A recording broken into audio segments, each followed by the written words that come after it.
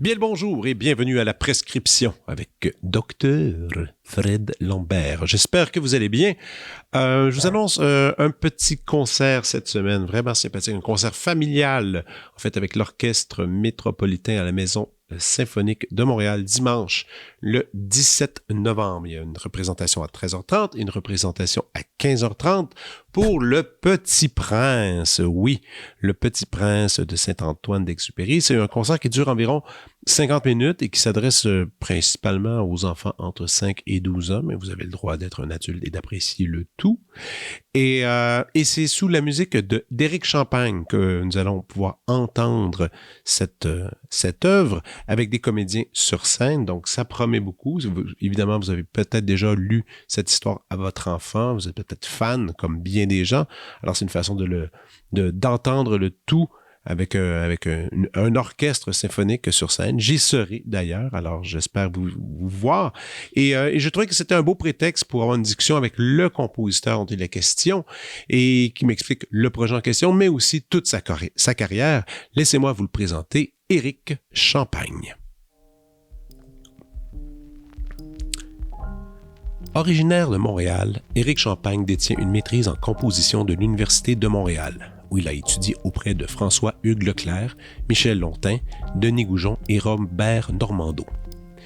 Il complète sa formation à l'Académie estivale du Centre national des arts d'Ottawa auprès des compositeurs John McCabe et Gary Kulisha, ainsi que l'Académie internationale de musique et de danse du Domaine Forget avec les compositeurs Luis de Pablo, José Evangelista, Jean Lesage et Denis Bouliane.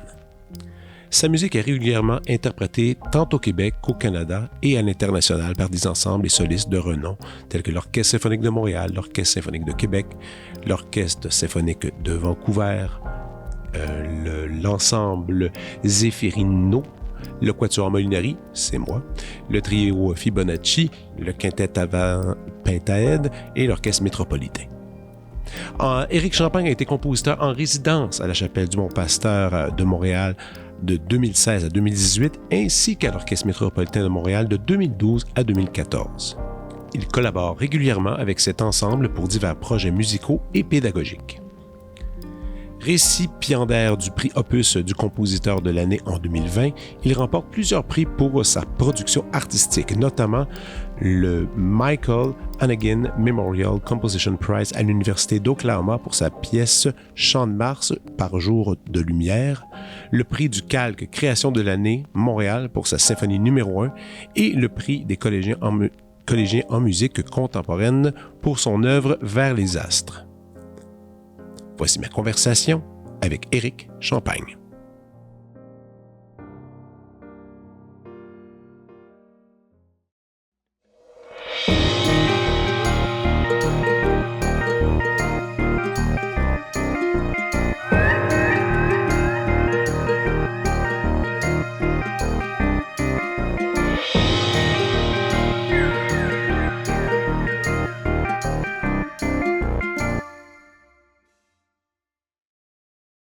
Moi, en préparation à ta venue, je me suis mis à réfléchir à la personne que ça, puis la première fois que je t'ai rencontré. La première fois que je t'ai rencontré, c'était quand tu travaillais à la Chapelle du Mont-Pasteur. Ça remonte à loin. À plusieurs années. Oui, puis on a comme le même âge en plus. Bon, moi, je faisais des concerts, toi, donc puis j'étais maîtrise doctorat, donc je présume que toi aussi, tu étais aux études en même temps de cette époque-là. Toujours souriant, toujours de bonne humeur. Puis tu gravitais vraiment dans ce milieu de musique classique. T'as vu, je sais pas combien de concerts, combien de gens qui sont passés là, à cet endroit-là. Puis ensuite, moi, après, t'as déménagé ça dans un autre lieu culturel qui était à la maison de la culture Montréal. Et tu travaillais. Mais quand tu m'as rencontré à la Chapelle, est-ce que tu savais que j'étais en musique? Que j'étais compositeur? Oui, que parce qu'on se parlait à l'entrée, on discutait, puis là, tu me disais, c'est bon. J'écris des trucs, tu m'expliques un peu qu'est-ce qui se passait, là, tranquillement, mais tout ça sans jamais nécessairement savoir entièrement qui était, entre autres, par exemple, tu sais, oui, t'es compositeur, tant mieux, mais je ne sais pas quel est ton instrument. Tu as dû apprendre un instrument avant d'écrire. Oui, en effet. Et ça, je voudrais connaître un peu plus ton parcours. Oui, j'ai ton parcours universitaire, mais j'ai pas Le parcours officiel, celui qui apparaît sur Internet. Là. Ouais, c'est ça, mais j'ai pas celui, l'origine, le début de la musique. Tu viens de Montréal? Et Natif de Lille. De Lille. Je suis un autochtone montréalais quasiment. Ah ouais, En fait, ma famille a presque fondé Montréal. Non, oui. Je te jure, j'ai appris ça grâce à Michel Bété à l'OM. OK. Parce que ça, c'est le running gag. Là, tout le monde me demande si je suis dans la famille de Claude Champagne. Mm-hmm. Puis oui, je suis obligé de dire que oui, mais non. OK. Parce que mon père s'appelait Claude. OK. Mais c'était pas le Claude Champagne. Le Claude Champagne. OK. Mais tu disais, mais donc les Champagnes, super présents sur l'île de Montréal. Ben, tu sais, de Maisonneuve était champenois. OK. Fait qu'il a recruté en Champagne. OK. Les colons qui ont amené à Ville-Marie. Puis, en fait, c'est... Après avoir fondé Ville-Marie, je pense peut-être 15-17 ans après, il est retourné en France pour en recruter une deuxième batch. OK. C'est dans cette deuxième batch-là qu'il y avait mon ancêtre. Ben voyons. Fait que ma famille est montréalaise depuis 360-80 ans, genre. OK, puis toi, t'as trouvé tout... Ben ça doit tout être déjà bien documenté, là, tout ça. Ben, c'est vraiment Michel Bété qui a fait la recherche. Parce que Mais pourquoi Michel Bété a fait cette recherche? C'est juste très drôle. Pendant que je suis en résidence à l'OM, j'étais présent dans les répétitions, puis pendant les pauses, on jasait avec tout le monde. Puis ben c'est ça, Michel m'a posé la question, est-ce que Claude Champagne est dans ta famille? Fait que j'ai dit oui, mais non. Mais par exemple, j'ai rajouté le détail qui dessus, j'ai dit, mais j'ai jamais vérifié si on avait vraiment un lien généalogique ou ancestral quelconque. OK. Puis c'est là qu'il m'a dit, ben je fais de la généalogie en amateur. Fait que si tu me donnes mais ça, je savais le même nom pas de qu'il tes faisait parents, ça. puis leur acte de mariage, je peux faire des recherches. Fait qu'il est parti avec ça, puis il m'est revenu 2-3 semaines après en me disant, hey, j'ai une bonne puis une mauvaise nouvelle. Ah, Ben, j'ai pas une bonne ou une mauvaise, parce qu'il m'a dit j'avais 2 nouvelles. La première, Claude Champagne, le compositeur, il est pas dans ta famille. Mais by the way, ça veut dire que t'as quasiment fondé Montréal. Wow! Je suis comme, Mais t'as-tu le document de ça avec toutes les dates? il m'avait fait suivre ça par courriel dans le temps, mais je suis plus sûr que je l'ai conservé. Ah, moi, j'ai conservé ça. Moi, ça fait 3 ans maintenant que je l'ai, puis c'était dans une fête d'enfants. Le grand-père de la petite fille d'amis à ma fille était là, puis on commence à parler, puis lui aussi, amateur, tout ça. Puis là, j'ai dit mon nom de famille, puis il dit, ça va être facile, les Lambert, c'est super facile à trouver. Puis c'est rendu loin, là, c'est rendu en 1640 en France. Là, OK, il est retourné même de l'autre bord de l'océan. Il est allé de l'autre bord, il a réussi, puis il dit ça pourrait aller encore plus loin, mais il dit ces documents-là, j'en ai pas accès. J'étais comme, wow. C'est toujours impressionnant. Tu peux savoir d'où on vient comme ça. Là. Oui, quand même. Mais moi, ce que oui. j'ai surtout trouvé drôle, c'est que dans le document que Michel m'avait envoyé, on avait tous les actes de mariage de chaque génération des ancêtres. C'est vraiment drôle parce que mon ancêtre arrive dans Ville-Marie, fait que s'est marié dans Ville-Marie, ses enfants se sont mariés dans Ville-Marie. À un moment donné, ça s'est marié dans les faubourgs. À un moment donné, ça s'est marié dans le plateau. Puis, genre, mes parents se sont mariés à Laval, mais ils habitaient ils sont tous nés dans Villeray. Ça a pris genre 360 ans pour qu'ils traversent la rivière. Mon Dieu. On a vraiment compris le Nord très, très lentement dans la famille. Mais même chose pour moi. Moi, c'était bien gros la Naudière, mais tu sais, c'était Lavaltrie, Berthier, puis ça s'est terminé à Joliette. Mais tu sais, encore une fois, ça demeure dans le même... c'est un peu la même chose. Je pense que les gens, ils étaient pas trop... rayon, là, ils étaient pas trop explorateurs, tu sais. C'était bien sédentaire. Mais dans cette sédentarité, où est apparue cette musique? Où est-ce que tu as commencé, en fait? J'ai commencé tard. OK. Dans le sens que jeune, en plus, je m'intéressais pas du tout à la musique. Okay. Enfant, ma famille, il y a 0 musicien, il y a pas beaucoup d'intérêt pour l'art en général. Fait que j'ai pas grandi dans un milieu artistique du tout. OK. Même que très jeune, tu sais, comme les premiers camps d'été auxquels on m'envoyait, je m'intéressais beaucoup à l'astronomie. Fait qu'on m'envoyait dans un camp d'astronomie l'été. Wow. Fait que jeune, je regardais les étoiles, j'écoutais pas la musique. OK. Mais on a des cours de musique par défaut à l'école primaire. Puis ma prof de musique trouvait que j'étais bon. OK. Que t'avais comme une oreille du rythme. Puis même que l'année, parce que en 90, mes parents ont déménagé à Laval. Fait que cette année-là, elle m'avait booké une audition pour le petit chanteur du Mont-Royal. Parce qu'elle trouvait que j'avais le potentiel de. OK, wow. Puis je l'ai fait, puis je l'ai passé, mais j'y ai jamais été. OK. Parce que pourquoi? Mes parents, en déménageant à Laval, se sont dit, il n'est pas question qu'on le barouette tous les fins de semaine à l'oratoire. Non, mais c'est vrai que c'est un... Moi, j'ai beaucoup d'amis dont leurs enfants ils sont petits chanteurs, puis c'est une implication hallucinante des parents d'embarquer là-dedans. Il y a des répétitions constamment. Puis ils font des événements, ils chantent beaucoup, tu sais, ils sont invités dans plein de places. Et écoute, faut que tu sois impliqué, faut que faut vraiment... En même temps, c'est un magnifique milieu pour un enfant, je pense. Ah, puis ça t'apprend une discipline, ça t'apprend une façon d'être qui est extraordinaire aussi. Là. Je le vois à rebours, j'ai eu quelques projets et relations avec eux ces dernières années, puis je veux dire, je regrette pas de pas l'avoir fait, mais probablement que ma vie aurait été différente si je l'aurais fait. Ouais, mais après, c'était... Qu'est-ce qui a été ton contact? Le dé, en guillemets, c'est que j'étais un brin déçu de pas l'avoir fait. Fait que ma mère m'a dit, arrivé à Laval, on trouvait une chorale paroissiale dans le quartier, puis tu vas chanter à l'église. Okay. C'est un peu là que ça a commencé. Okay. Fait que j'ai chanté pendant plusieurs années dans ma paroisse. Quand je suis arrivé à l'école secondaire, j'ai choisi musique plutôt qu'art plastique. Fait que j'ai commencé à étudier la clarinette à l'école secondaire. OK. Clarinette, ça, c'était ton... Ouais. Oh oui, maintenant que tu le dis. Ça t'éveille quelque chose. Que je t'ai vu déjà aller faire des répètes de l'orchestre. Ah, il y avait des orchestres de Montréal, là. Il me semble que je t'ai déjà vu aller jouer. Ben, j'ai beaucoup joué pour l'Harmonie Laval. OK. J'ai des fois gigué pour remplacer ici et là à quelques autres endroits. C'est ça, puis tu partageais ça sur les réseaux, justement, là, quand tu avais des répètes et tout. Maintenant, j'ai un souvenir. OK, voilà. Oui. Fait que c'est vraiment par la voix de la clarinette que j'ai approfondi la musique. Puis c'est vraiment au cours de l'école secondaire, alors que je commençais à explorer la musique, que j'ai vraiment développé ma passion. Sauf que dans ce secondaire-là, est-ce que c'était plus justement des harmonies? Oui. OK. Donc c'est plus dans le contexte d'harmonie. Après... j'ai vraiment grandi dans le domaine des vents, avec un petit peu de domaine choral à côté. À côté, OK. Et ensuite, quand est arrivé le moment de choisir un programme de cégep, t'es allé en musique, carrément. Oui. OK. Ça, c'était clair. Là, tu sais, bon, je vais m'essayer. Ou du moins, je vais m'essayer. Oui. Je vais essayer. Je vais m'essayer, puis je sais pas quel genre de plan B j'ai, fait qu'autant mieux aller dans le plan A. Oh, ouais, non, je comprends. Non, oui. Déjà, j'avais commencé à composer un peu. Secondaire 4, secondaire 5, j'avais écrit... des petites choses? Oui, des petites pièces de musique de chambre, une pièce pour harmonie que j'avais essayé de faire jouer. Puis là, on parle d'une époque où est-ce qu'on n'a pas encore tous les logiciels. Non, du tout. J'avais tout fait ça à la main. À la main, c'est ça. J'avais pas de simulation pour voir si ça sonnait bien ou quoi que ce soit. C'est ça. Ça, c'est une autre... Fait un peu par la bande, je me suis forcé déjà à développer mon oreille dans l'écriture. OK. Bon, c'est sûr que j'avais toujours aussi mon instrument à portée de main que j'utilisais. Mais la compréhension du texte, de la théorie, de l'écriture, tout ça, c'est arrivé beaucoup plus tard. Parce que quand tu es allé au cégep, tu avais pris justement option clarinette, là, je présume performance. Composition. Ça existait? Oui, il y a un programme à Saint-Laurent de composition préuniversitaire. Qui existe encore? Qui existe encore, qui a fêté ses 30 ou 35 ans récemment, d'ailleurs. OK, ça, j'étais pas au courant. Wow. Mais en fait, il y avait juste une petite pointe, c'est que moi, j'avais une vision très romantique du compositeur qui écrit la musique avec ses mains sur du papier.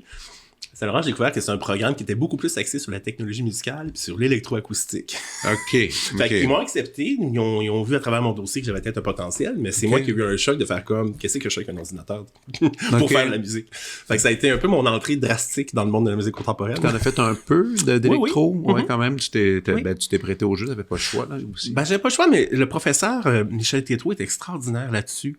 Parce que il m'a aussi permis de travailler à une œuvre instrumentale pendant mon séjour. OK.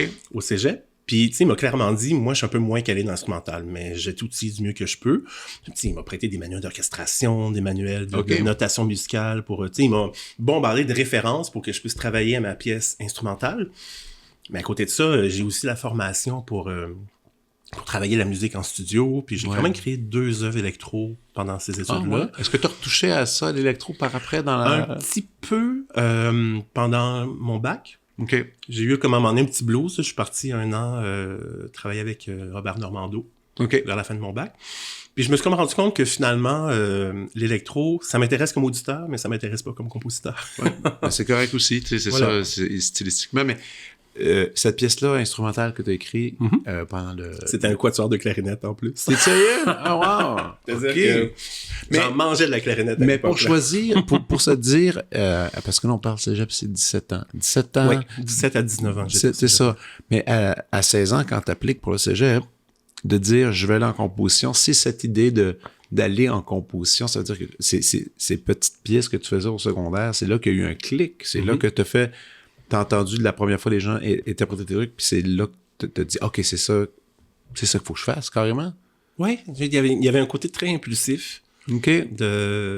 Mais je dirais impulsif en général avec la musique, dans le sens que quand j'ai commencé à en faire, je me suis mis à en manger. Je suis devenu un très, très grand mélomane. Là. Je commençais à écouter beaucoup. Ouais.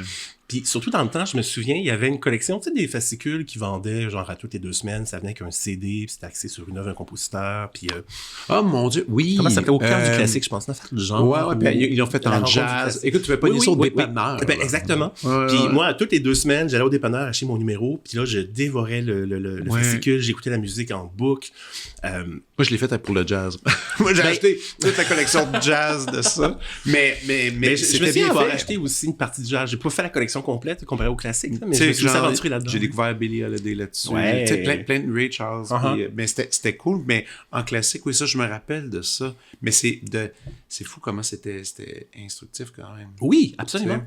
C'est sûr que c'est un truc grand public, c'est pas lire un livre d'une publication universitaire, je veux dire, la présentation... Mais il faut commencer quelque part aussi. Oui, absolument. Puis je la trouvais super intéressante parce que j'avais aussi un intérêt pour l'histoire. Ça vient de mon père. Mon père a toujours été un féru d'histoire. Lui, il y avait des livres sur l'histoire du Québec, l'histoire du Canada, l'histoire politique, l'histoire sociale. Fait que ça, c'est quelque chose dans lequel j'ai grandi. Puis ces fascicules-là étaient toujours en 3 parties. Une partie biographique sur le compositeur, une partie où il y avait l'analyse de l'œuvre, et une partie historique. Puis ça me branchait de connecter l'œuvre, la musique, le compositeur à la réalité historique qui l'entourait, dans laquelle il évoluait. Puis ça m'allumait énormément. Écoute, c'est heureux de savoir que ces fascicules ont participé à la construction de quelqu'un. Non, mais c'est vrai, des fois, il y a des trucs marquants. Puis là, à ce moment-là, comme tu dis, t'en as mangé, tu t'es fait vraiment une culture impressionnante. T'as dû te tenir dans les, comment on appelle ça, à l'échange, puis prendre des... Oh mon Dieu, j'ai tellement dépensé d'argent à l'échange dans ma vie. Je sais, puis la section, quand l'échange était sur Saint-Denis... Oui. La section classique était hallucinante. Oui, absolument. Je pense qu'elle l'est encore. C'est juste qu'aujourd'hui, les gens jettent plus bien gros. Mais je me souviens juste que... moi, j'achète encore beaucoup de disques. Ah oui, t'es sérieux? Puis l'échange, la bouquinerie du plateau, c'est mes deux. Ils me connaissent. Moi, je vais surtout pour les livres maintenant. Mais moi, j'ai acheté... Écoute, ça fait quelques années que je fais ça. Mon père adore... Il est à la retraite, il s'est mis à écouter beaucoup de musique. Et à chaque fête des pages, j'achète un coffret. J'ai acheté tout Bach. Et ça, c'est un gros coffret. Il est beau. Tout Beethoven, tout Mozart, tout Stravinsky. En fait, le coffret Stravinsky, qui est quand même assez généreux. Il y a pas mal d'affaires intéressantes. Puis, tu sais, depuis ce temps-là, lui, il se fait à tous les jours, il écoute 1 heure de nouvelle musique, mais dans l'ordre chronologique. C'est quand même assez trippant comme projet. Bon, moi, j'ai pas le temps de faire ça. En ce moment, j'ai trop de musique à apprendre, mais un jour, je fais ça. Donc, tu finis ton cégep, tu as cette pièce instrumentale, tu as un dossier, finalement, que tu as monté pour aller à l'université. Rendu à l'université, il y a quelques choix, quand même, au Québec pour étudier la composition. Toi, ça t'a amené où exactement? Dans ces choix-là. À la fin du cégep, j'ai postulé à 2 institutions. OK. Au Conservatoire et à l'Université de Montréal. Avant que tu le dises, parce que est-ce que en composition, c'est comme en interprétation, je m'explique, souvent quand tu auditionnes pour un prof, pas l'école. C'est comme ça. Puis l'autre fois, j'expliquais ça, tout le monde dit t'es allé à McGill, c'est une super bonne école. Je disais, oui, mais non, je suis allé étudier avec André Roy. C'est surtout ça que j'ai fait. T'sais. Est-ce que c'est ça aussi en compo? Il y a beaucoup de ça. OK. Mais moi, le choix de l'institution a quand même aussi beaucoup joué dans mon choix final. OK. Parce qu'en fait, j'ai été accepté aux 2. J'ai été accepté au Conservatoire avec Michel Gonneville, puis à l'Université de Montréal avec Michel Lontin. Okay. Là, je me tiens que Michel. Je partais de Michel Tétrault, puis après j'allais Michel Lontin et Michel Gonneville. Mais vu que j'avais le choix, j'ai finalement opté pour l'Université de Montréal pour une raison. Pour une raison de compositeur. Pour une raison de musicien. OK. Parce que au conservatoire, on m'offrait pas la possibilité de poursuivre des cours de clarinette en parallèle avec le cours de composition, alors qu'on pouvait le faire à l'Université de Montréal. Puis non seulement j'avais accès à des cours privés, mais j'avais aussi accès à l'orchestre ou l'orchestre avant ou les grands ensembles, même si j'étais dans un profil de composition. Ah, ça c'est bien. Puis à ce moment-là, ça me tentait encore beaucoup de jouer la clarinette. Fait que cette option d'aller poursuivre, de travailler l'instrument parallèlement à celle de composer m'interpellait beaucoup. OK. Fait que c'est pas mal le choix. D'ailleurs, c'est très drôle, je me souviens que j'avais croisé Michel Gonneville pendant l'été qui précédait l'entrée, puis il savait pas que j'avais décliné mon admission au conservatoire.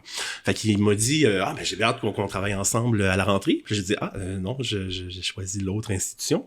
Puis quand il était un peu surpris, il m'a dit pourquoi? Puis quand j'ai expliqué ça, il m'a dit c'est vrai que si le compositeur jouait un peu plus d'instruments, ce qu'il écrirait serait plus intéressant. Ce qui est tout à fait vrai. En quelque part, c'est un peu vrai, tu sais. Parce que juste des idées, puis de manière, puis la plupart des compositeurs que j'aime jouent. C'était un peu, là, ils sont capables d'aller dans leur propre matériel. Ben, en fait, historiquement, un compositeur a toujours joué. Oui, ben oui. C'est vraiment une vue de l'esprit très 20e siècle et d'avant-garde qu'un compositeur ne soit que compositeur. C'est vrai, hein? Qu'est-ce qui est switché à ça? Pourquoi? Le pourquoi, bonne question. Ben, peut-être une phalange plus radicale de l'art contemporain qui voulait que le créateur absolu ait pas besoin d'être interprète, qui ait besoin juste de réfléchir à ce qu'il écrit, à comment il l'écrit. D'avoir une plus grande productivité, peut-être, quelque part. Parce que quand tu joues, quand tu pratiques, t'écris moins. Hein? Oui, c'est vrai. Donc, il y a des carrières de compositeurs que j'admire qui ont été teintés par ça. C'est des gens comme Bernstein ou Mahler auraient probablement écrit plus si c'était consacré seulement à la composition. Mais ils étaient aussi chefs d'orchestre, interprètes, conférenciers. C'est fou dans le cas de Bernstein, parce qu'à chaque fois que je pense à lui, c'est ça, tu écoutes ses œuvres, c'est tellement bon, c'est tellement bien écrit. Puis en même temps, c'était-tu un hobby pour lui? Pas vraiment non plus. C'était quand même, il prenait ça au sérieux, mais en même temps, il y avait toutes ces académiquement parlant, il étudiait la composition. Il n'a pas étudié la direction d'orchestre. C'est venu par la bande, puis par la pratique, puis par les aléas de la vie aussi. Là. Toi, la direction, tu n'aurais pas pensé à ça? Non. Pourquoi tu ris? Je l'ai fait une fois assez jeune. Je pense que j'étais peut-être cégep au début de l'université ou quand je jouais à l'Harmonie Laval, le chef d'orchestre m'a proposé de diriger. Ça a été une catastrophe. Stress? Tout est arrivé. Moi-même incapable de regarder le tempo. OK, non, mais à ce moment-là, je me suis rendu que c'est un autre métier. Mais ça. Puis je suis heureux de le confier à ceux qui s'y consacrent et qui ont le talent pour. Ben oui. C'est encore mystérieux pour bien des gens le métier de compositeur parce que tu as terminé tes études. Toi, tu as fait bac maîtrise. Tu fais doc aussi? J'ai commencé un doc que j'ai abandonné. C'est ça.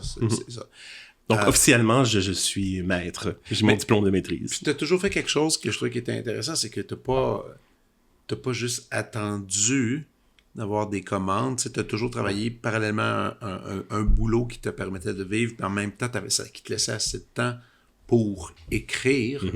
À quel moment tu sens que ça a débloqué? La carrière de compositeur. Moi, je trouve ça plate à dire, mais il a fallu que je gagne un concours à l'international pour avoir l'impression qu'on s'intéresse à mon travail. OK. Ben, pourquoi c'est plate à dire? Ben, je trouve ça moche que faut qu'on se fasse reconnaître ailleurs pour que les gens d'ici voient notre talent. Mais c'est encore un peu comme ça. Ben, c'est beaucoup comme ça. C'est comme ça. C'est presque un passage obligé. C'est un peu... Ouais, ben quoi... Il y a une couple de concours quand même de composition au Québec. Oui, bien sûr. Ça va aider, là. Mais c'est vrai que l'international, après ça aide, ça amène une curiosité. C'est difficile d'avoir... Il y a tellement de musiciens à Montréal. Qui plus est. Puis il y a tellement de compositeurs, il y a tellement de créateurs aussi. Énormément. Pour un milieu qui est si petit. C'était quelle compétition de... C'était un concours de l'Université de l'Oklahoma. OK. C'était pour la composition d'une œuvre pour orchestre à vent, qui était ma première œuvre pour grande formation, pour orchestre, le Grand Wind Symphony. C'est une œuvre que j'avais écrite pour la fin de mon bac. OK. J'avais réussi, à la fin de mon bac, à la faire jouer par ce qui était à l'époque la Grande Fanfare Classique, qui était l'amalgame de l'orchestre à vent du Conservatoire et de l'Université de Montréal. C'était dirigé par Alain Cazes dans le temps.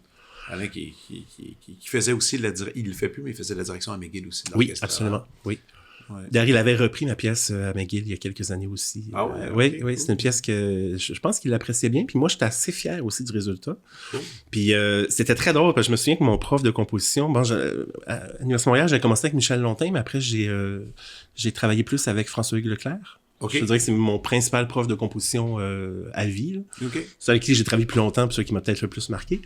Mais lui, c'était vraiment très drôle parce que c'est vraiment un gars d'orchestre symphonique. Lui, l'orchestre symphonique, c'est l'orchestre avec un grand O. Les autres orchestres, que ce soit orchestre à cordes, orchestre à vent, il connaît un peu moins, il est un peu moins habitué. Fait qu'il me regardait avec ma partition, puis il comprenait pas pourquoi j'avais une section de 6 saxophones, puis trop de percussions, puis il disait comment ça qu'il n'y a pas de cordes? Qu'est-ce qu'on fait qu'il n'y a pas de cordes? Fait que, tu sais, il me voyait travailler, puis il m'a super bien guidé, puis il était vraiment un professeur extraordinaire, mais j'avais vraiment l'impression qu'il comprenait pas qu'est-ce que je faisais. Ben ouais. Genre, l'œuvre, il n'arrivait pas à l'entendre en voyant la partition. Je comprends. Puis quand il assistait au concert, il est venu me voir après, puis il était tout feu, tout flamme, puis il m'a dit « Ah non, mais attends, c'est balèze ton truc, faut que t'envoies ça. Comme des bouteilles à la mer, là, tu vas chercher sur Internet tous les concours de composition pour instruments, puis t'envoies ta partition. Puis il y en a quelques-uns.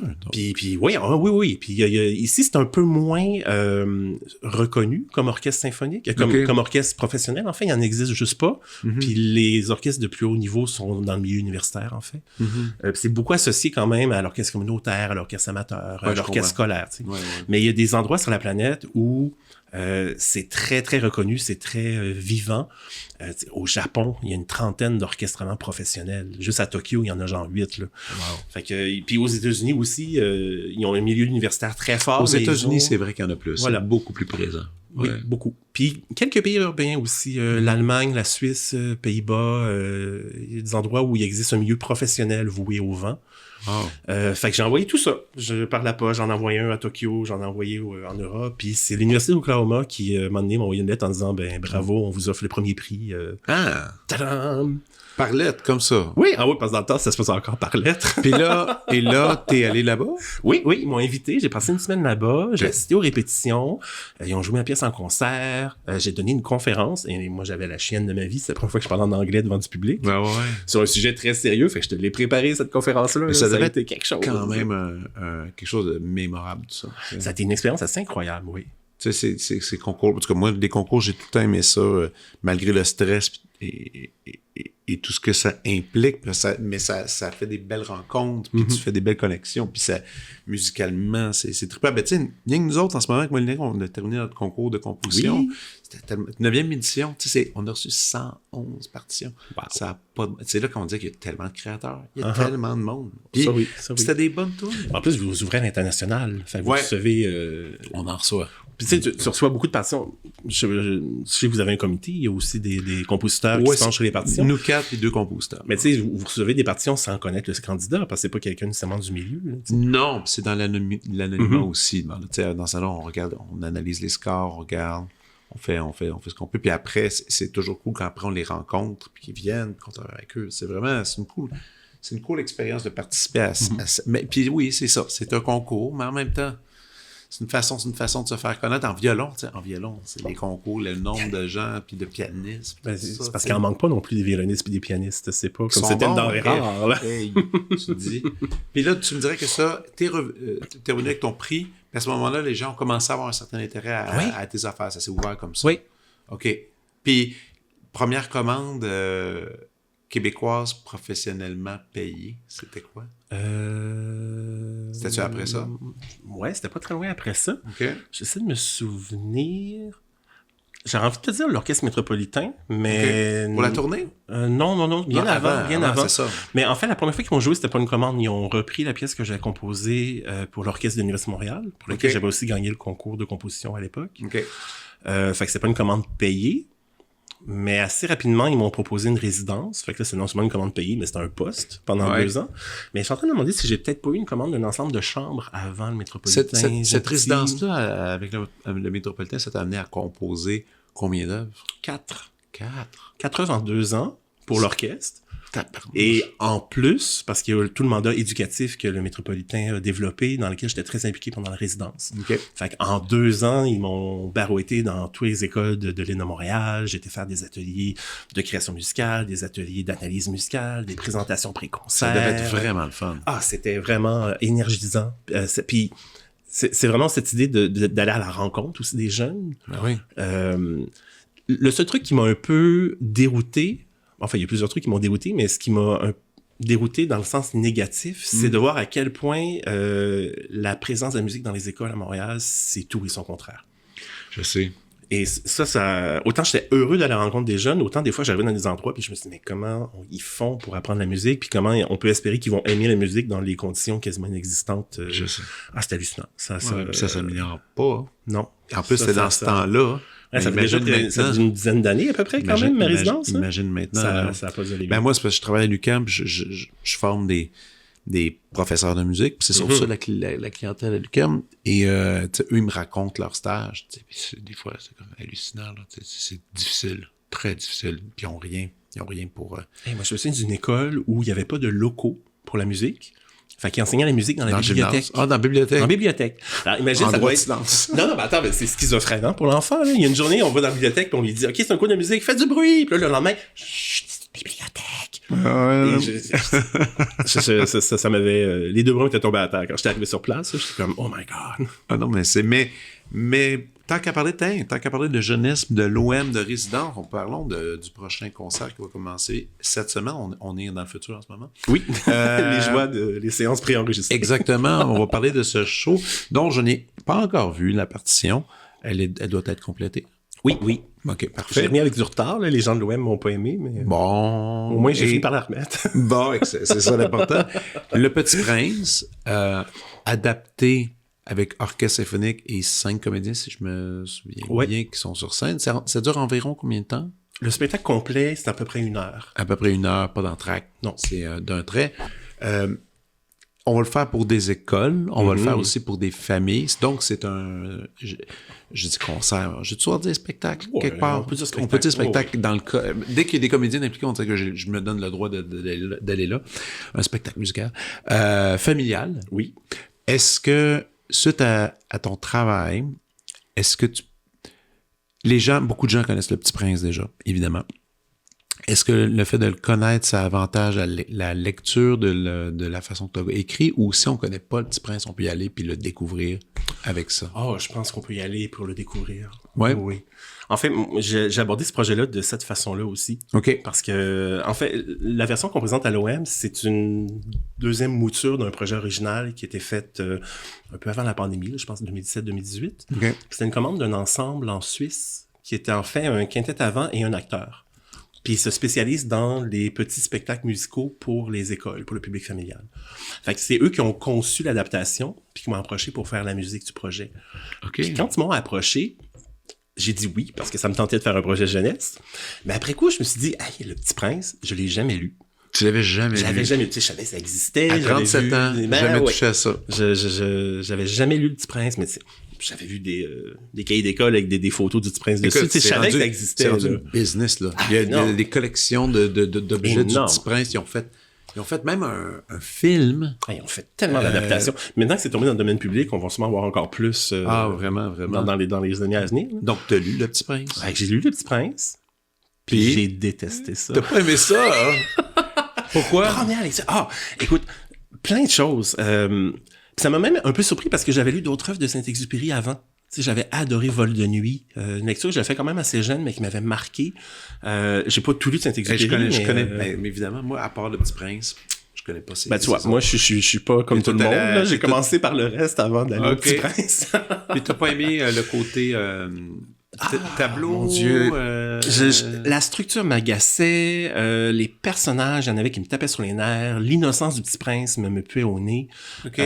Il y avait vraiment plein d'éléments dans le texte, dans les personnages, dans le discours, dans la philosophie qui me dérangeaient. Que des fois, il y a des passages que je trouvais un peu gnangnang, des passages que je trouvais au ras des pâquerettes, voire inutiles. Puis en fait, vraiment, première impression, j'ai vraiment l'impression que la séquence du renard était le cœur de l'œuvre, puis peut-être la partie la plus intéressante, puis que tout le reste, c'était comme du flafla pour remplir des pages, pour vendre un livre un peu plus cher parce qu'il y avait plus de pages. C'était vraiment avec ma de jolis première dessins. impression. Oui, puis il y avait des petits dessins, puis... Fait que non, mon premier contact avec Le Petit Prince a été très négatif. OK. D'ailleurs, je me suis même posé la question pendant quelques jours, même quelques semaines, je me suis dit, mais est-ce que je vais faire le projet si je déteste à ce point l'histoire? Ouais, être pris avec ça longtemps, là. Ouais, puis tu sais, j'avais déjà dit oui, fait que je me sentais mal de reculer. Mais, puis tu vois, ça, je l'ai expliqué dans beaucoup d'ateliers par la suite, dans des écoles. J'ai dit, finalement, j'ai un peu vécu l'épisode du renard. C'est qu'à force d'apprivoiser Le Petit Prince, je me suis mis à l'aimer. OK. Ça a l'air cute et gnagna, mais c'est quand même ça qui est arrivé. C'est pas gnagna. Je pense qu'il y a bien des œuvres dans la vie que... écoute, c'est comme... regarde, en ce moment, avec l'OM, on fait l'intégrale des Beethoven. Quand on arrive à la 5e, on est-tu tanné de l'entendre? C'est surtout pour... Puis même moi, puis là, j'ai comme décidé, non, je vais la relire autrement. Je vais essayer de... Puis un peu essayer de l'apprivoiser, puis là, d'apprécier plein de petits détails, certaines, des modulations, des trucs, puis porter de l'attention à des thèmes qui sont répétés. Puis finalement, pas que c'est pas s'auto-convaincre, mais il y a des fois, quand tu donnes vraiment une chance, puis un petit recul, il y a d'autres choses qui se passent, tu sais, parfois. Puis avec les livres, c'est la même chose aussi, je pense. Ben avec beaucoup d'œuvres d'art, en fait. Oui. Tu vas avoir des coups de cœur, comme tu peux avoir une incompréhension face à une œuvre. Mais exact. Ouais. Y retourner t'amène à la voir autrement, t'as pas le choix. Exact. Puis là, toi, donc, peux-tu me parler un peu de l'angle que tu as pris? Parce que là, cette fois-ci, c'est pas c'était quoi tu disais tantôt, un quintet avant? Oui. Puis un acteur, là, tu as 5 comédiens, un orchestre symphonique. Comment tu abordes? Premièrement, le livret théâtral était déjà écrit? Oui, c'est vraiment l'équipe, c'est l'ensemble Zeffirino, pour ne pas les nommer, qui ont travaillé à l'adaptation. Puis, ben, c'était un quintet avant, mais ils étaient aussi musiciens et acteurs. Ah, okay. En fait, l'enjeu, c'est que les musiciens jouaient la musique, mais une fois que l'épisode musical était terminé, ben, il y avait un musicien qui se mettait un élément de costume et devenait acteur pour dialoguer avec l'acteur principal qui lui incarnait le Petit Prince. Ok, je comprends. Donc, la structure fait en sorte que c'est beaucoup plus une musique de scène qu'un conte musical. Tu sais, c'est pas comme Pierre et le Loup de Prokofiev où le narrateur est intégré dans la musique. Okay. C'est beaucoup plus des séquences musicales qui alternent avec des séquences de jeu. Mais là, l'avantage de cette version-ci, vu qu'on a des acteurs séparés des musiciens, c'est que des fois, il peut y avoir des petites imbrications entre les mondes, mais c'est quand même assez ténu. Ça demeure vraiment séquentiel. Puis l'ensemble, vu qu'ils l'adaptaient, eux en Suisse, ils l'ont beaucoup présenté dans des écoles, dans des gymnases, vraiment dans toutes sortes d'endroits qui n'étaient pas nécessairement conçus pour le spectacle. Pour ça, ouais. Ils m'ont même dit qu'ils l'ont joué une fois dans un marché public. OK. Genre, entre 2 racks de pommes et de tomates, ils ont présenté le Petit Prince au public qui était là. Donc, tu sais, ils ont vraiment, dans leur adaptation, conçu pour que ça soit aussi un peu plus interactif. Il y a des petits éléments où ils jouent avec le public. OK. Puis ils l'ont aussi vraiment conçu comme un théâtre de poche. Donc, il n'y a pas de grand décor, il y a juste quelques éléments de costume. Donc, ça demeure un théâtre très intime, très, très petit. Puis j'ai eu la chance, pendant la pandémie, que les droits soient achetés au Québec puis soient produits. Ça aurait dû être devant public, mais ça n'a pas été le cas, mais ça a été filmé, ça a été diffusé à Télé-Québec. Mais puis c'est là qu'on a expérimenté la formule où il y avait les musiciens d'un bar et les acteurs d'un bar. Ce qui n'était pas le cas à la création d'origine. OK. Puis de cette formule-là est venue l'idée à l'OM d'en faire une version orchestrée. OK. Donc, on conserve la même structure dramatique. De toute façon, j'ai un peu pas le choix. Là. L'œuvre a été conçue comme ça, puis moi, j'ai participé à la musique de l'œuvre, mais pas à son développement dramatique. Mais le développement musical, lui, je l'ai travaillé, je l'ai élaboré par rapport à cette structure-là. OK. Puis ça a été un drôle de défi. Parce que d'habitude, en général, en musique, quand tu écris un truc, on dit « Ouais, c'est bien, peux-tu en faire une version avec moins de musiciens? » Là, c'est totalement l'inverse. J'avais écrit la pièce pour 5 musiciens, puis on me dit « Peux-tu en faire une version pour 75 musiciens? » C'est ça. Ça, c'est pas nécessairement facile non plus. Au début, je pensais que ça allait l'être. Puis j'ai été surpris des enjeux que ça amenait. Okay. Ça m'a fait poser beaucoup de questions à plusieurs moments. OK. Parce que, tu sais, l'original fonctionnait. Ouais, à 5 musiciens, la musique existait, elle était cohérente. Puis c'est quand même un quintet avant, donc c'était une écriture typique pour les vents. Oui. Puis là, je me suis dit, bon, déjà, j'ai l'orchestre à cordes. Il y a des éléments qui s'adaptent bien, qui se transposent bien, mais il y en a d'autres où tu dis, ben, c'est vraiment des traits de vent, comment je peux choisir de changer d'instrument. Mais il y a aussi un paquet d'instruments ajoutés. Tu sais, là, j'ai vraiment fait des trombones, un tuba, 4 corps au lieu d'1, des percussions. Non, c'est ça. Fait que ça a pris une autre ampleur, puis il y a des mouvements où, par exemple, quand on va d'une planète à l'autre, où déjà, dans mon expression d'origine, il y avait un petit côté musique de film qui était présent. Puis là, je me suis dit, là, avec un orchestre complet, je peux me permettre d'aller chercher une masse sonore qui se rapproche peut-être de ma source d'inspiration d'origine, mais il y avait d'autres séquences où on demeurait dans quelque chose de très intime. Puis on s'entend aussi, Le Petit Prince, c'est pas un roman d'aventure ou de cap et d'épée, là. Ça demeure très, tu sais, il y a un côté mélancolique, un peu très intime. Et triste aussi. Oui, absolument. Fait que là, je me ramassais avec des questions de genre, comment je fais pour conserver l'intimité avec autant de monde? J'avoue, hein. Ça m'a fait poser beaucoup de questions, ce travail-là. Plus que ce que je pensais. Mais là, tu l'as pas encore entendu, évidemment, au moment où on se parle. Mais à date, t'es content, t'es fier, ça Je pense que oui. Parce que là, maintenant, on a un paquet de logiciels pour pouvoir entendre un peu en avance. Oui, tu mais... touches à ces affaires-là un peu? Partiellement. Je suis pas très geek au niveau de l'informatique. Okay. Genre, je me débrouille avec. Quand ça fonctionne, je suis très heureux puis je l'exploite comme il se doit. Quand ça fonctionne pas, je suis plus en mode panique. Ouais. Puis ça, c'est un petit traumatisme qui date de l'université. Je me souviens que j'avais vu une fois une conférence de Alan Belkin à l'Université de Montréal. Oui. Où il analysait quelques-unes de ses symphonies. Puis ça m'avait un peu traumatisé puis rendu très triste qu'il nous présentait toujours des simulations de ces symphonies. OK. Puis Alan, malgré son grand talent, a pas eu la chance d'être souvent joué dans le milieu symphonique. Pourtant, il a produit énormément. Puis je trouvais ça vraiment triste parce qu'il me disait à quel point il passait énormément de temps pour créer, pour travailler sur ces simulations, pour avoir un beau son. Ouais. Puis je me suis dit, mon Dieu, mais si tu aurais passé tout ce temps-là à promouvoir tes partitions, ben, tu aurais peut-être été joué plus par des orchestres. C'est vrai. Puis à ce moment-là, moi, ça m'a vraiment créé un choc. Je me dis, moi, je veux pas faire ça dans ma vie. Je veux pas perdre mon temps à faire des simulations. Je veux travailler avec des vrais musiciens. Ouais. Fait que la simulation, tu sais, je suis allé, quand j'écoute ma partition, puis je passe sur Play pour écouter la simulation. S'assurer que tous les accords, déjà, qu'il n'y a pas des erreurs qui c'est ça, il y a comme des éléments un peu de révision de la partition, pour avoir une idée globalement du souffle musical de l'œuvre. Mais je prends pas ça pour du cash. Ouais. Dans tout ce qui est les détails d'orchestration, les balances entre instruments. Ouais, je comprends. Puis ça a été une des grandes leçons que j'ai reçues, entre autres, de François-Hugues Leclerc quand j'étudiais avec lui. C'est qu'il me disait vraiment, développer son oreille interne, c'est pas juste développer son solfège. Ouais. C'est concevoir la musique, puis l'imaginer avant de l'entendre réellement. Ouais, je comprends. Wow. Fait que d'en entendre mais c'est bon, c'est c'est un bon conseil, ça.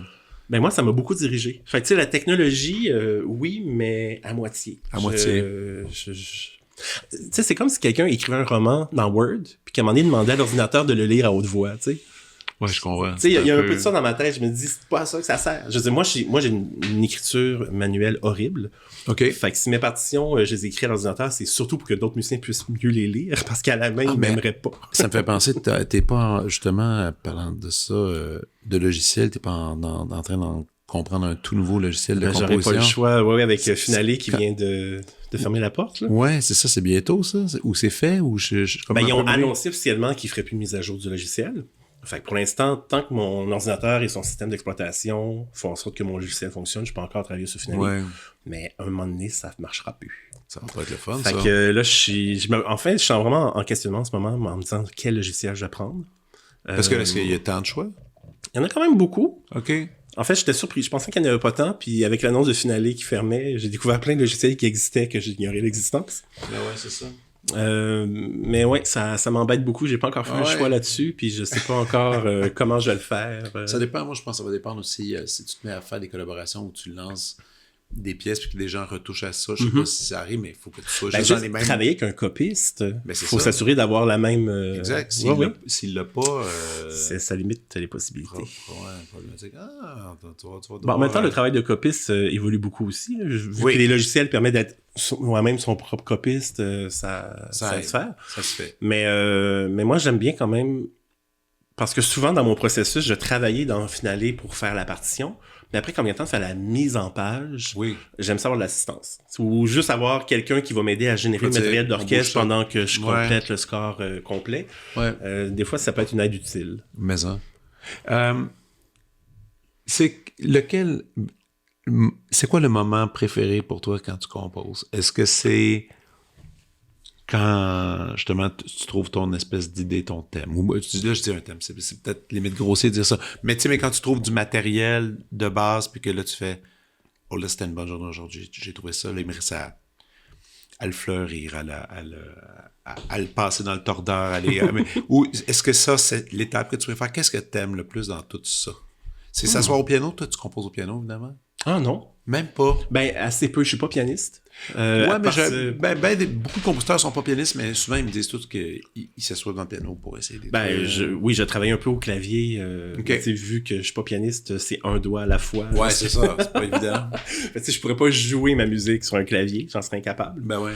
Mais j'ai plaqué des accords. J'ai des fois joué des petits bouts de mélodie avec un doigt sur le clavier. Mais...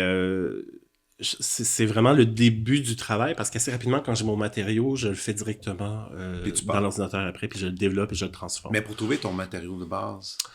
Ça, c'est la partie que je sais pas encore. Tu sais, quand tu disais que le métier de compositeur a l'air obscur ou a pas l'air étrange, ben ça, c'est un aspect du métier qui, moi, encore m'échappe. Parce que c'est pas avec ta clarinette, c'est pas en... Parfois, j'ai travaillé avec la clarinette aussi. Okay. Des fois... en fait, j'ai remarqué que quand je faisais la musique vocale, souvent, les motifs viennent du texte. Genre de l'inflexion que je donne à la lecture que j'ai du texte. Puis quand c'est la musique purement instrumentale, là, c'est un travail, des fois, semi-improvisé où je gosse des trucs à l'instrument puis je finis par générer la chose. OK. Mais dans les deux cas, il y a encore pour moi un mystère de où viennent ces idées-là, comment elles apparaissent.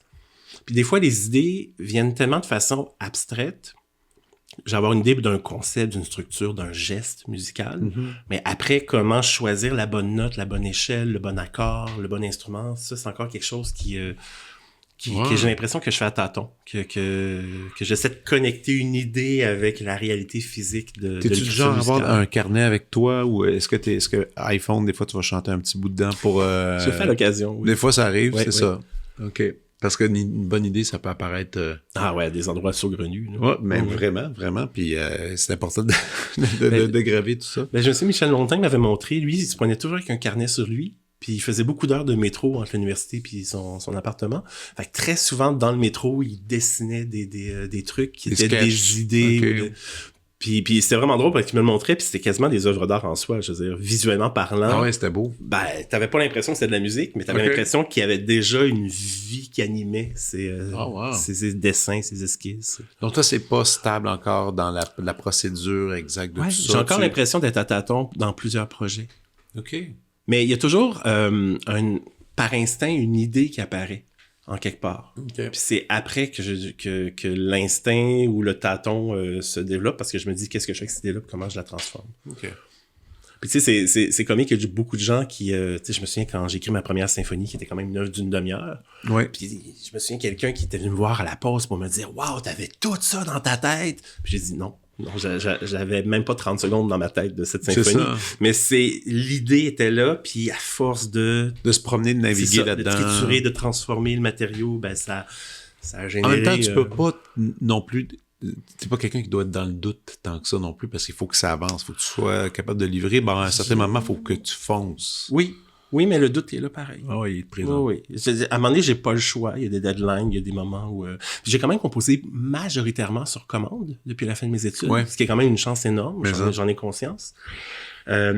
Puis, bon, il y a l'avantage, c'est que la commande, on dit, tu nous écris une pièce, termine la partition de telle date, on la joue. Fait que c'est quand même extraordinaire pour un compositeur. Mais moi, le désavantage, c'est que je me suis confronté énormément au doute.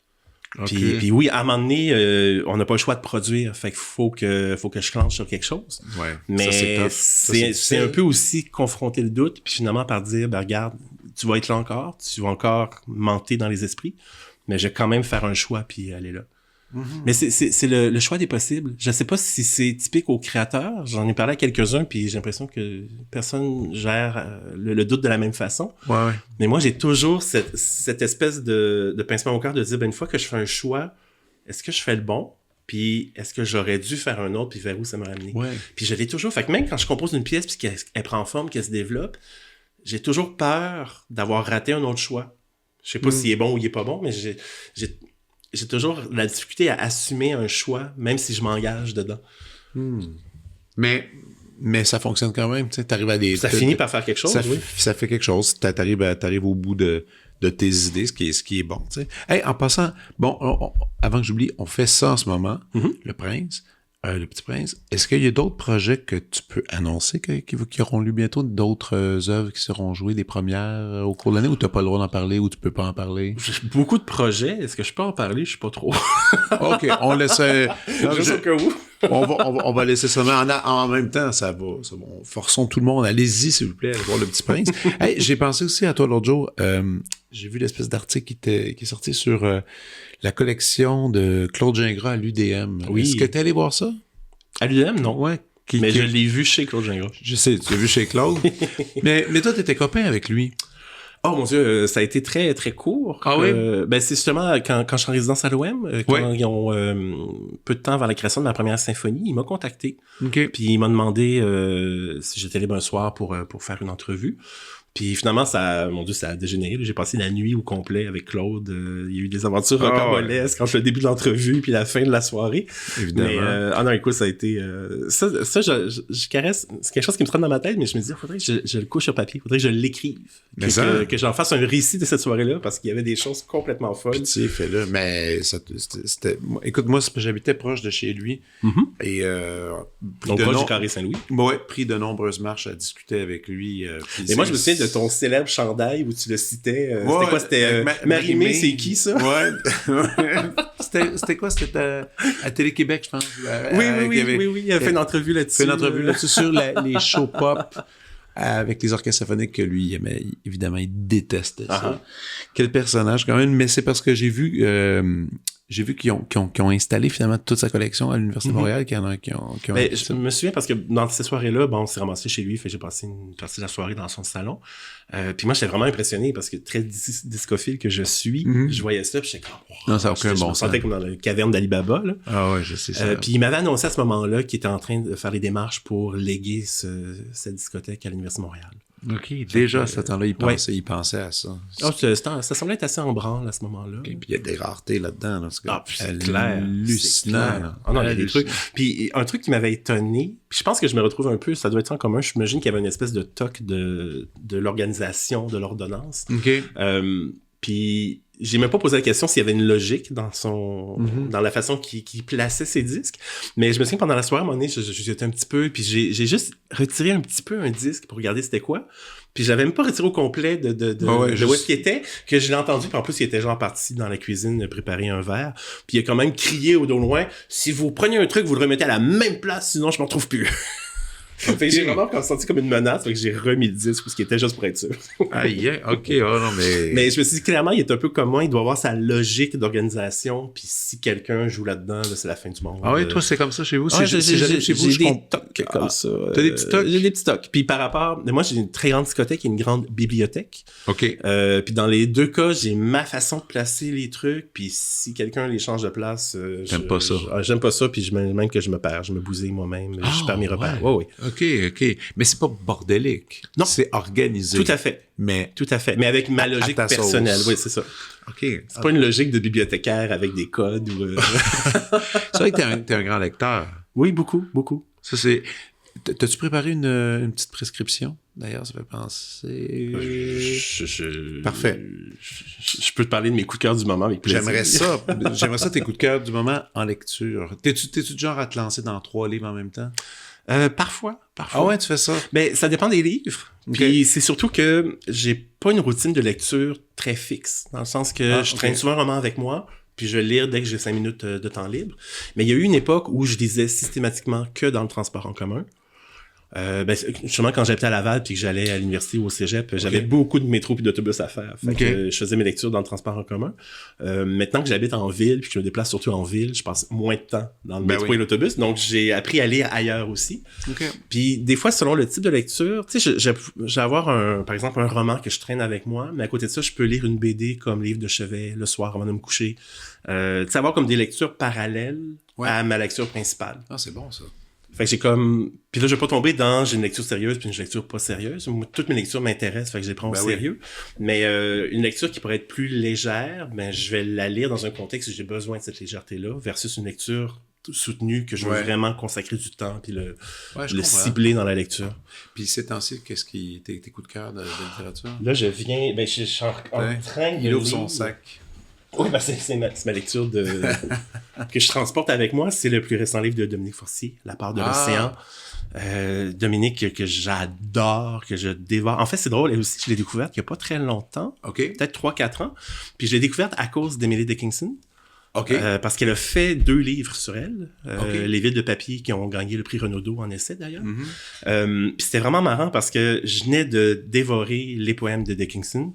que j'ai trouvé fabuleuse, une poétesse qui me branche énormément. OK. Puis dans une édition bilingue récente, mais avec une qualité de traduction impeccable. OK. Fait que j'avais l'original en anglais. C'est quand même pas un anglais facile. Non, Dickinson. c'est exigeant. Ouais, Puis surtout dans la structure, tu sais, la structure des verbes, mais même la structure des phrases est parfois éclatée.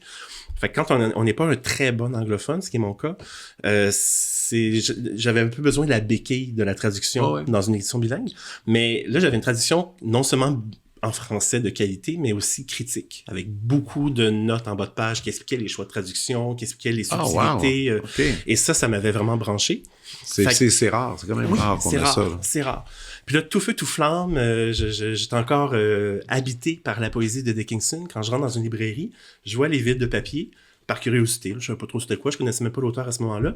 Je regarde en arrière, je suis comme, c'est un livre sur Emily Dickinson, je le prends. Oh. Je le lis, je le dévore, et là, je pense que le lendemain que j'ai terminé le livre, j'étais à ma librairie et j'ai acheté tous les Dominique Fortier qui étaient dans l'étagère. Pour vrai? Oui, puis ma libraire de quartier qui me connaît bien, quand je suis arrivé avec tous les livres, elle m'a regardé et elle m'a dit « Comment ça, tu la connais pas déjà, elle? » Ouais, c'est ça. Puis, et les gens tombent en amour avec. C'est quoi ta librairie de quartier, toi? L'écume des jours. Qui est, Jadis Navigaire était dans le Myland, mais elle a déménagé à 2 coins de rue de chez moi, dans Villeray.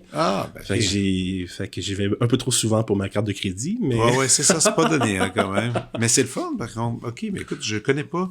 Donc, La part de l'océan. Celui-ci, ça me touche beaucoup parce que ça me rappelle beaucoup la structure qu'elle avait pour Les vides de papier, où c'est à mi-chemin entre l'essai, le récit autobiographique et le roman. OK. Puis aussi, comme Dickinson, là, s'intéresse à 2 écrivains américains. Ici, c'est Herman Melville puis Hawthorne. Je sais jamais exactement comment prononcer son nom. Ouais. L'auteur de Scarlet Letter, la lettre écarlate.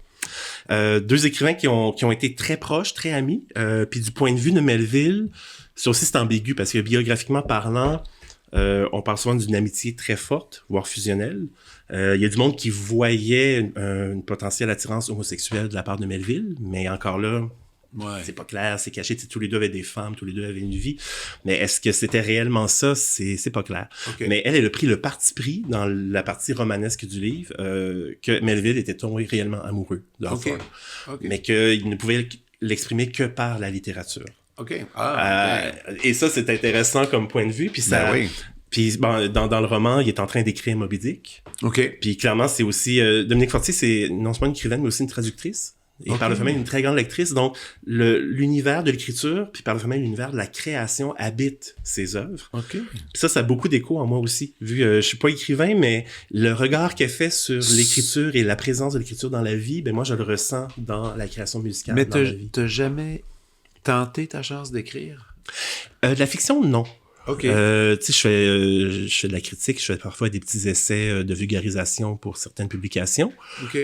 J'ai aussi été dans le domaine un peu plus pointu de la revue universitaire avec la revue Circuit, pour lequel j'ai co-dirigé un numéro il y a 2 ans aussi, puis pour lequel j'ai écrit un article d'analyse quand même. Ouais. Fait que ce genre de truc-là, je le fais. Je collabore aussi avec des revues, des journaux pour des critiques de concerts ou d'événements. Mais aller vers la fiction... c'est pas un truc... Ça me tenterait. Je te verrais, mais écoute, je suis pas le premier qui doit dire ça non plus, là. T'es pas le premier, mais vous êtes pas une pléthore non plus. OK. Mais déjà, tu vois, quand je te dis que peut-être que sous la forme du récit, j'aimerais bien écrire sur ma soirée Claude Gingras, ça c'est quelque chose qui travaille mon esprit. Oui. Puis il y a peut-être aussi, tu sais, comme je te disais tantôt, direction d'orchestre. Je l'ai expérimenté, c'était un fiasco, puis très rapidement, je me suis dit à chacun son métier. Ouais. Peut-être parce que je voue une énorme admiration pour les créateurs littéraires. J'ai peut-être une petite crainte de me lancer là-dedans. Écoute, par le syndrome de l'imposteur. Jamais je ferais ça. Jamais je me lancerais dans ça. Mais tout ce qui est création écrite, que ce soit composition ou même écrire une chanson, tu sais, je trouve que c'est une des pires choses au monde, je pense, selon moi. Là. Mais il y a des gens qui le font magnifiquement. Tu veux dire écrire la musique d'une chanson ou le texte d'une chanson ou les deux? Tout. Tout l'ensemble de l'œuvre. Moi, je suis un interprète heureux et fier de l'être. Puis ça va être ça ma vie. Mais il y a des gens qui réussissent à... Est-ce que, justement, ça m'amène à cette question-là. Toi, est-ce qu'il y a une forme d'art que tu n'as pas touchée, mais que tu souhaiterais essayer, ou que c'est dans ta liste, un jour, il faudrait bien que je m'essaye une forme d'art en général ou en musique? Ouais. Non. En musique. Oh! Une forme, ou un instrument pour qui tu n'as jamais écrit, que tu te dis, il faudrait bien que j'essaye ça un jour. Ou même un style, ou je sais pas, là, quelque chose comme ça. Puis après, une autre forme d'art, simplement, tu sais, genre, je sais pas, écrire, là, on vient de dire littérature, mais il y a d'autres choses aussi, écrire un film, écrire, puis écrire de la musique de film, ça, t'as fait ça, toi? Non. Pas encore, toi, ça peut Non, c'est mais, sur ta liste? Musique et images? Écoute, il y a tellement de gens, après avoir entendu ma musique, qui m'ont dit que ça sonnait comme la musique de film, que je me dis peut-être que. Mais musique à images, c'est tout un contrat aussi, hein, accompagné. Je pense que c'est aussi une autre façon de faire le métier. Parce qu'on est au service de quelqu'un d'autre. On n'est pas maître de sa propre création. Ouais. C'est quelque chose que... tu vois, j'ai vécu un peu avec l'opéra, parce que dans le domaine de l'opéra, on n'est pas le seul capitaine à bord. Là. Ouais.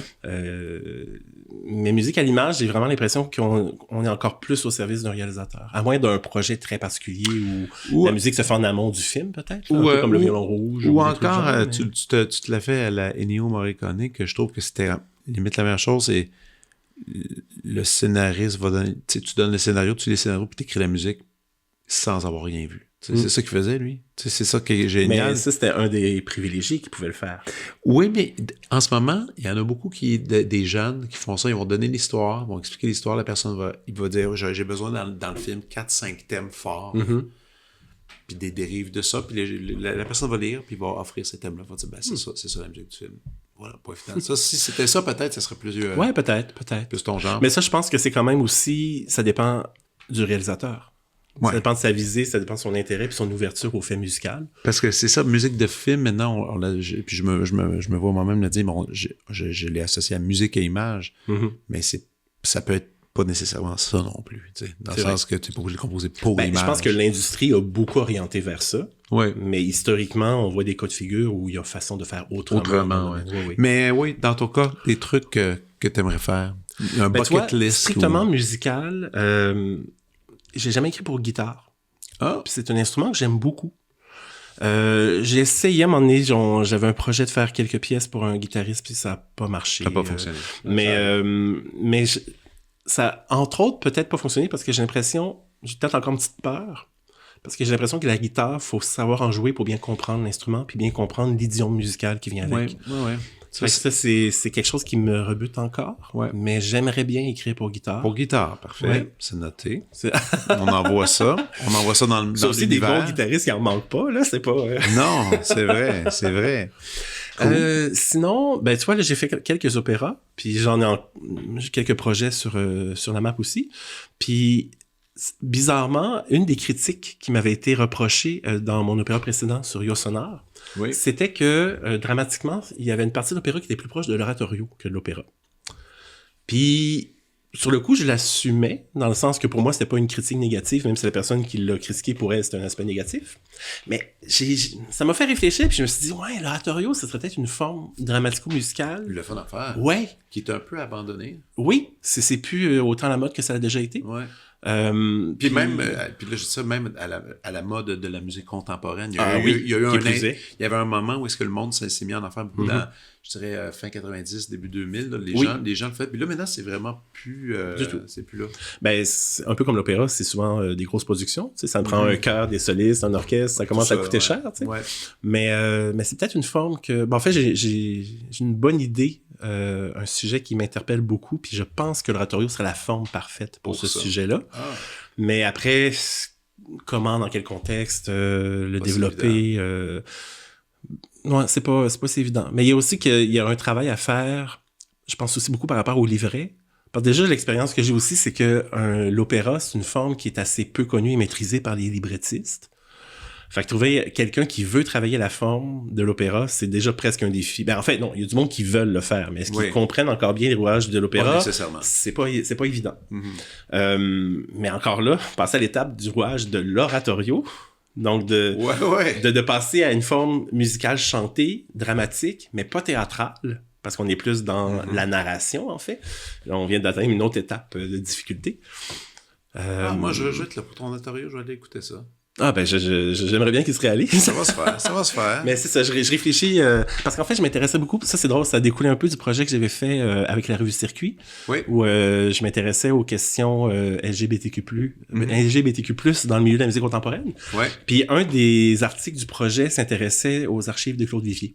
OK. Puis il y avait beaucoup, c'est mon ami Martine Réaume qui avait travaillé sur l'article, puis elle m'avait fait part des esquisses que Vivier avait fait sur un projet d'opéra juste avant de mourir à Paris, qui portait sur Tchaïkovski. OK. Et plus particulièrement sur ce qui a mené à sa mort, qui était l'intolérance envers l'homosexualité à l'époque. Puis moi, Tchaïkovski, c'est un de mes compositeurs préférés.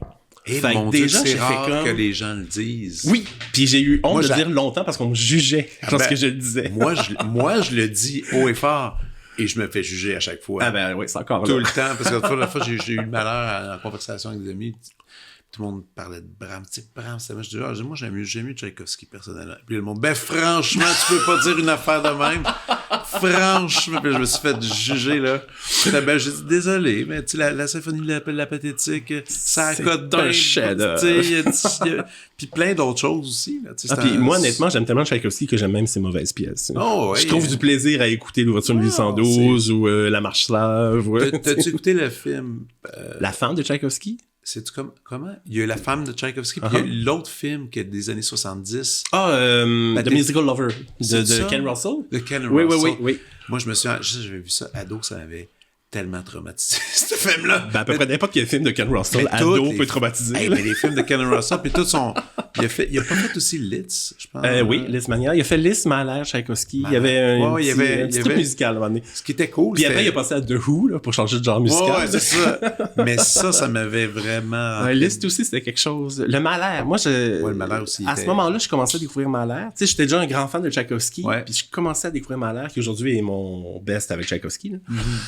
Mais le film m'avait pas mal... pas mal impressionné. Ouais. Mais c'était surtout... je sais pas pourquoi, parce qu'à l'époque, on jouait plein de Tchaïkovski à mon orchestre symphonique des jeunes, puis je savais pas grand-chose sur lui, puis je me suis dit, je vais regarder le film sur sa vie, je vais savoir qu'est-ce qui se passe. Mais là, ça m'avait tellement rentré dedans, je me disais, oh my God! Mais j'ai pas vu l'autre film. Mais il faut dire que c'était pas une biographie officielle et traditionnelle. Pas. Sauf que quand t'es jeune, tu regardes ça, tu prends ça un peu pour du cash. Oui. Puis plus tard, tu réalises que, non, finalement. Non. Mais... Ça veut dire que l'esthétique de Russell est dans l'outrance aussi, alors. Ah oui, absolument. C'est sûr que c'est basé sur des faits historiques, mais présenté d'une façon très éclatée.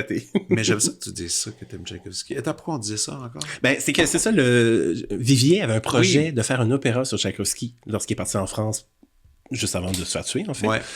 Puis, dans le cadre de l'article qui a été fait, elle m'a fait lire quelques extraits du premier jet du manuscrit. Oh, wow. Puis, ça fait son chemin dans ma tête, parce que je me suis dit, c'est un super beau projet.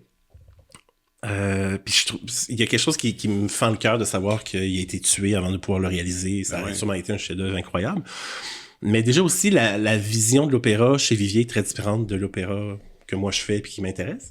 Mais ça a trotté dans ma tête. Je me dis, il y a un potentiel de faire quelque chose avec. Puis à un moment donné, j'ai eu des clics. Je me suis dit, mais c'est peut-être beaucoup plus par l'oratorio qu'un tel sujet pourrait mieux passer, pourrait mieux s'expliquer.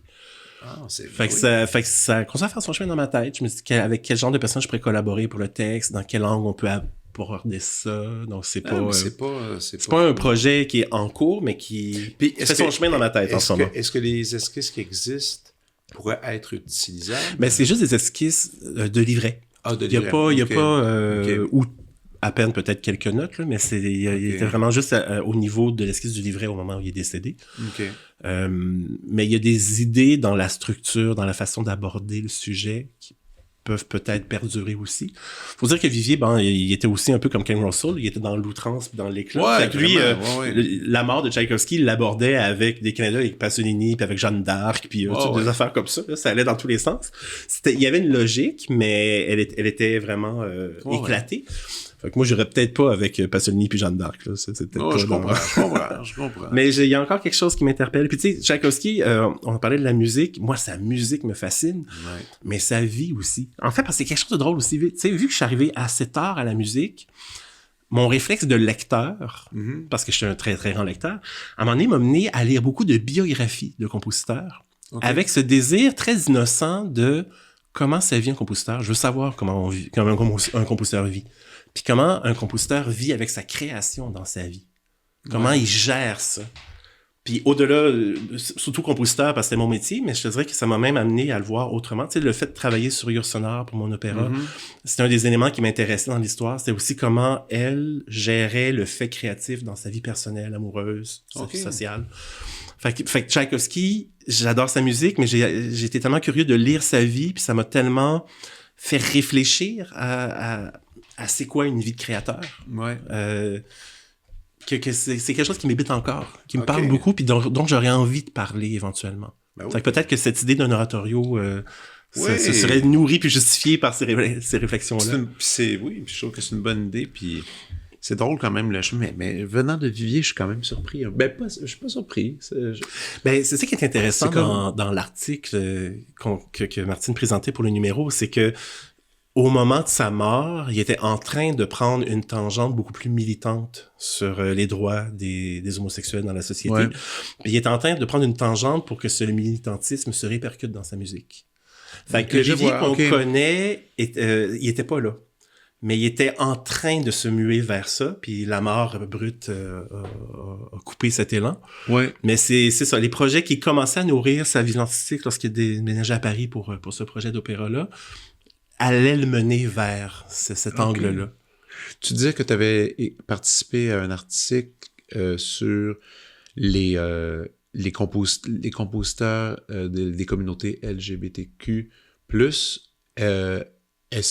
Tu parlais de militantisme. Toi, je te considère pas un militant nécessairement, mais de ce mouvement-là, mais est-ce que... Je me souviens, parce que maintenant qu'on en parle, tu as écrit un quatuor pour le Quatuor Molinari. Que tu as joué. Que j'ai joué. Que tu connais de l'intérieur. Oui, et que d'ailleurs, si les gens sont curieux, vous pouvez aller sur la vidéothèque on a une vidéothèque, le Quatuor Molinari, dans laquelle on collectionne finalement des œuvres québécoises contemporaines. Vous pouvez aller et on le fait. Oui, vous l'avez enregistré en très très belle performance. En vidéo. Et enveloppé d'un magnifique Molinari, justement. Exact. Aux couleurs bleues nocturnes profondes. Qui allait bien avec le personnage que tu t'étais inspiré.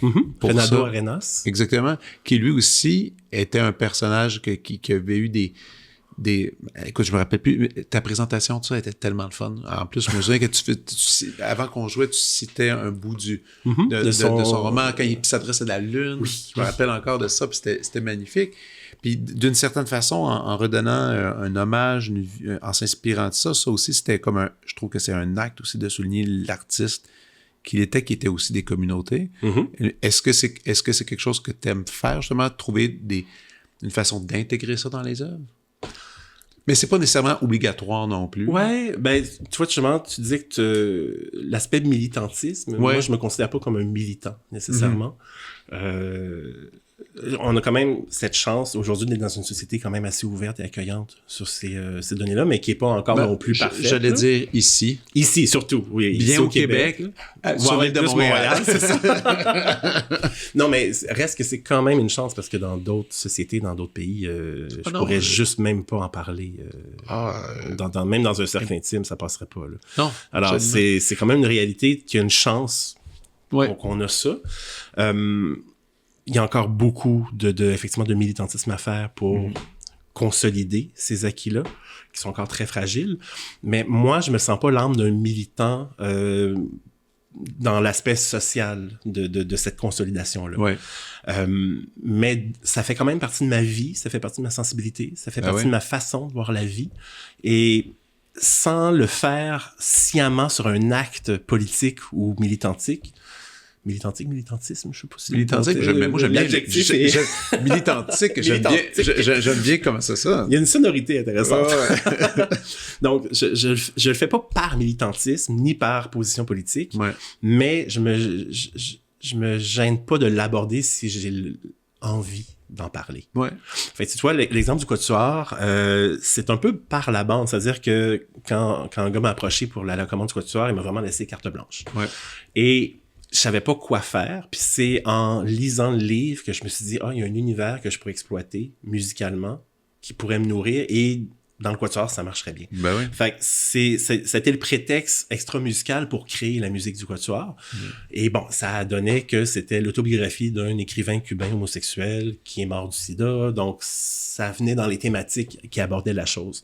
Mais tu sais, je l'ai pas fait par désir de provocation ou par militantisme. Ça ou par fait geste politique. naturellement et aussi d'une façon émotive. Ben, c'est ça. C'est que l'œuvre me parlait, puis ça a été ma réponse émotive avec ma musique face à cette œuvre. C'est ça, c'est cool. Puis d'une certaine façon, c'est une certaine forme de militantisme pacifique ou tranquille, dans le sens que c'est pas en enfonçant quelque chose dans le fond de la gorge des gens que les gens vont accepter cette réalité, mais en la présentant avec le plus naturel des choses, en disant ça existe, c'est un angle de vue, c'est ça. Ben, ça passe comme ça. Ouais. Puis je voudrais dire que c'est peut-être aussi typique un peu de ma personnalité. Là. Je suis pas non plus du genre à vouloir imposer les choses aux gens, mais je fais ce que j'ai à faire, je le dévoile, puis après c'est aux gens. Mais quand même, tu sais, en parler, tu sais, en 1965, si tu avais fait un quatuor dans lequel t'expliques l'explication que tu donnais, ça aurait pas passé. Ça aurait peut-être pas passé, oui. Ah, pas peut-être. Sûrement pas. Sûrement. Ici. Peut-être dans d'autres cercles, Europe, je sais pas. Peut-être certaines places. Ouais, places plus que pays, même. Pays, ouais, j'allais dire. Mais c'est de dire quand même qu'il y a eu un bout de chemin quand même. Oui. Tu sais, c'est quand même, ça avance, tu sais, ça avance tranquillement. Ah, et puis tu sais, récemment, j'ai découvert Julius Eastman. Je sais pas si tu connais ce compositeur. Redis-le. Julius Eastman. Non. C'est un compositeur américain, afro-américain, et homosexuel, et lui très militant. Précurseur d'un minimaliste, néo-minimaliste, post-minimaliste. Il a vraiment comme travaillé dans cette mouvance-là, mais de façon très, très étonnante, puis un peu en autarcie, là, tout ça de son coin. Puis il m'a vraiment beaucoup impressionné parce que lui, il était vraiment très, très frondeur. Provocateur. Puis c'en était aussi multifacette. Là. Il était à la fois compositeur, interprète, chanteur, performeur. Puis tu vois, il a entre autres interprété en tant que chanteur une œuvre de John Cage, puis dans lequel il a pris John Cage de court. John Cage n'était pas content. Là. Ça a l'air, ça crée une grosse chicane entre les deux. Là, parce que Cage laissait beaucoup de liberté à l'interprète. Puis Julius Eastman s'est donné dans cette liberté-là le plaisir d'introduire un militantisme pour la cause gay. Puis Cage, pourtant, qui était gay aussi, lui, il l'a pas pris. Il l'a pris comme une atteinte personnelle, puis il a dit c'est n'importe quoi ce que t'as fait. Alors que Eastman, lui, il fonce dans le mur. Puis tu sais, il a été aussi provocateur au point d'écrire des pièces qui ont des titres dérangeants. Genre Crazy Nigger. Gay Gorilla. Tu sais, il va loin, là. Oui. Puis c'est presque gratuit dans le choix du nom de l'œuvre. Mais ça fait partie de sa personnalité, puis en quelque part, ça nourrit l'élan de sa musique. Wow. Mais je vais l'explorer parce que je connais pas. Mais ce qui est triste, parce que j'ai lu récemment un livre super qui est à la fois un essai biographique puis avec des cahiers d'analyse de sa musique. Mais ce qui est triste, c'est qu'il a connu un épisode d'itinérance puis il est mort dans l'oubli total. Puis à cause de ça, puis des problèmes de santé mentale aussi. Fait qu'il y a une grande partie de son œuvre qui a presque disparu. Puis probablement qu'il y a une autre partie de son œuvre qui a carrément disparu, là, dont on a perdu les traces, à cause de cette vie qu'il a menée. Il est mort, ça fait que... début des années 80, je crois, si j'ai bonne mémoire. Mais c'est surtout qu'il a vraiment, pendant presque 10 ans, vécu dans la rue. Il a vraiment eu une carrière musicale universitaire d'interprète. Il a enregistré du Peter Maxwell Davies avec le compositeur. Il a été dirigé par Boulez à l'Orchestre Philharmonique de New York. Il a été vraiment hot comme interprète, performeur, compositeur. Puis ça a tout éclaté. Problème de santé mentale. À un moment donné, il s'est fait mettre dehors de son logement. Il s'est mis à vivre dans la rue. Il a perdu des partitions, perdu des documents. Puis à un moment donné, il est complètement mort dans l'indifférence totale. Aïe.